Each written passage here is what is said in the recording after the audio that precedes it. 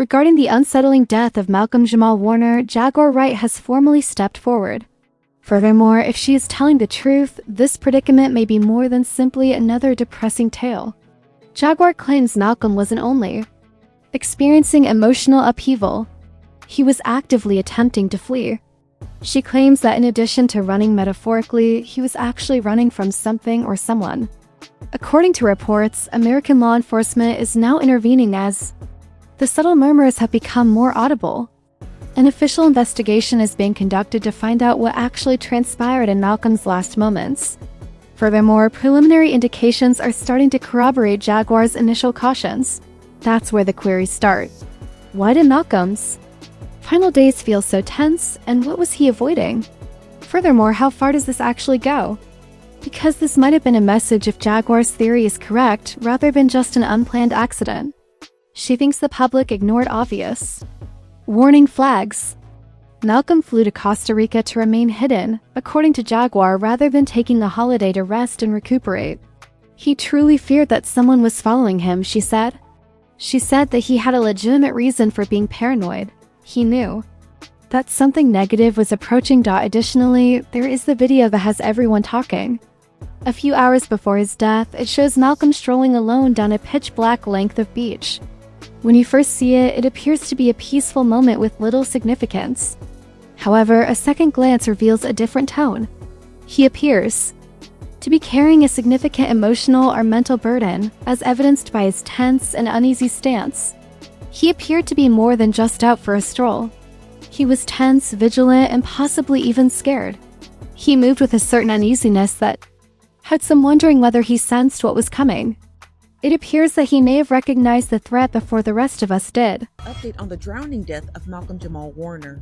Now, according to ABC7, they stated that Malcolm-Jamal Warner had drowned while he was on vacation in Costa Rica. Now, the article goes on to say that Warner had drowned off the coast of Costa Rica on Sunday, so this actually occurred on Sunday. They stated that the Costa Rican National Police had told. Thus, the true inquiry is, from whom was Malcolm fleeing? And why haven't big news outlets covered this? This wasn't just a tragic accident if Jaguar Wright is telling the truth, which, let's face it, she has done before.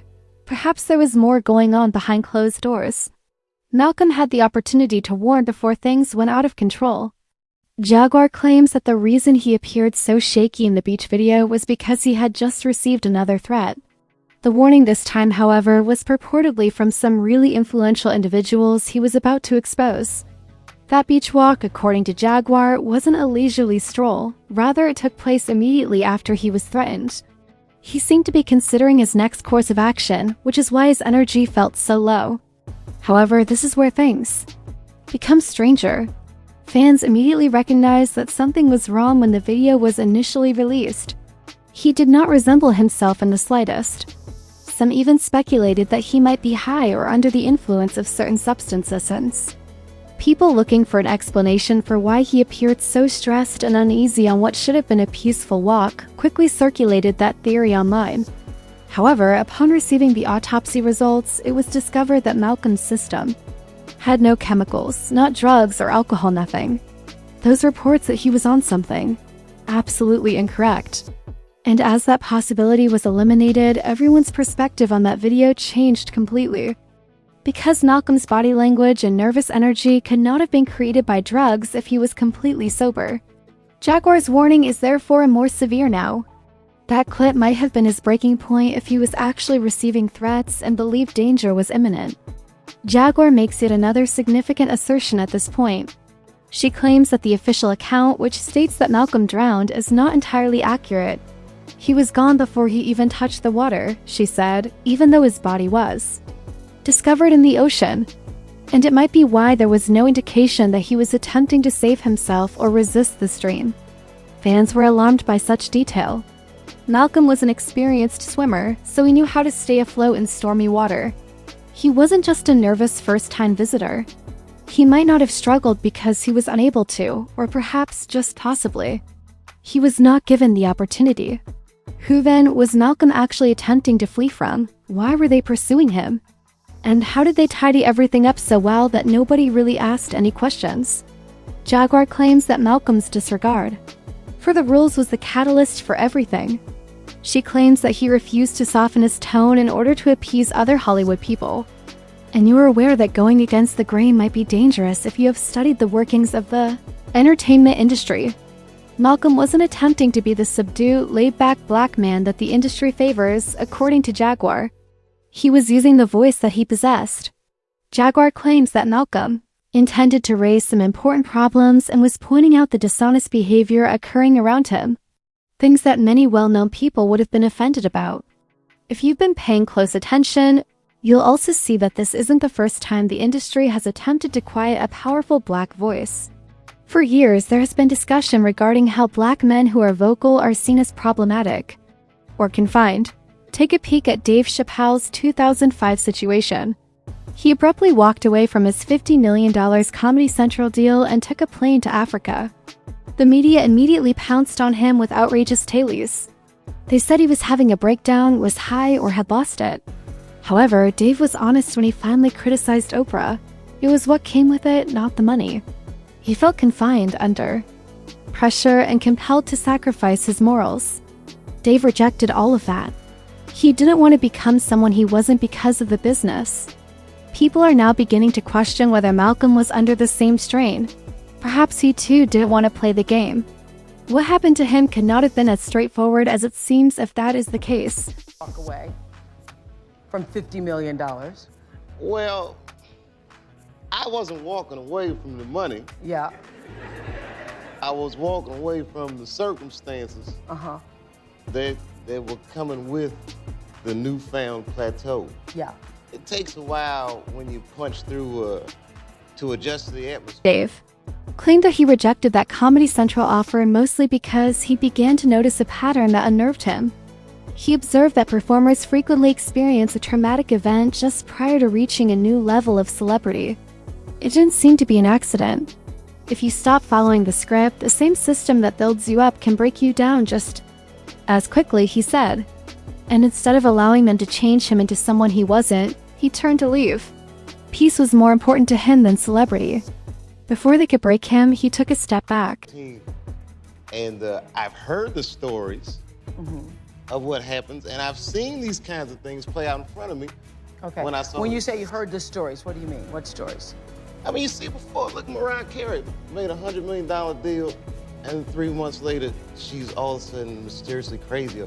Or Martin Lawrence punches through and he's waving a gun on the street screaming, "They're trying to kill me." Yeah. Yeah, we hear those stories. And it always happens around the time of their career where it seems as though they're crossing over the next play.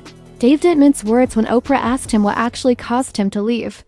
He claimed that he was under pressure to create sketches that didn't feel right, as if they were making fun of him rather than with him. And the jokes weren't the only thing. He understood that the intention was not to support black men but to make fun of them. He was deeply affected by that.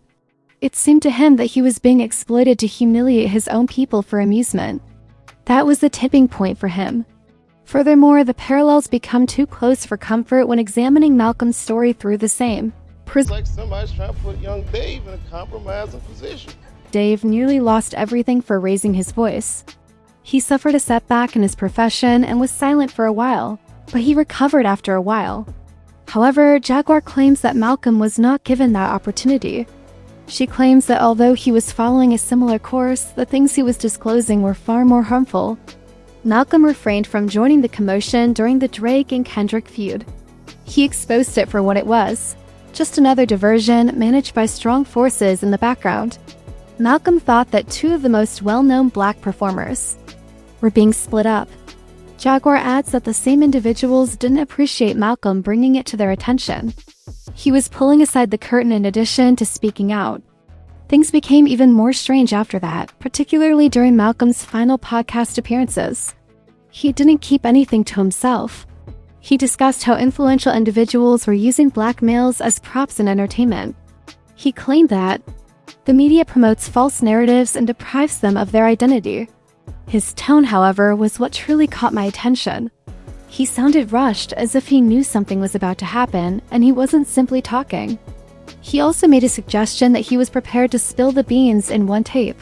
He spoke as though he didn't have much time left, not in ambiguous terms.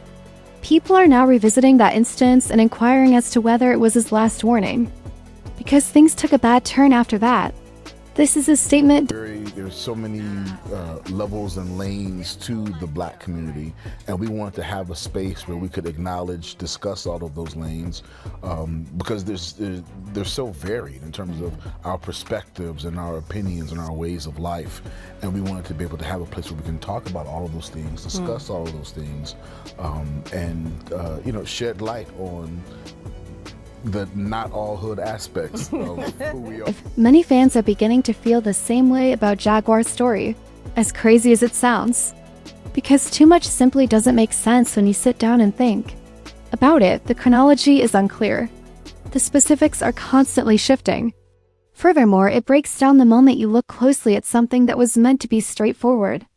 Officials first stated that Malcolm was attempting to save his daughter when he became entangled in a rip current he was playing with her by the water before he and a companion went out to sea, according to a statement from the court office.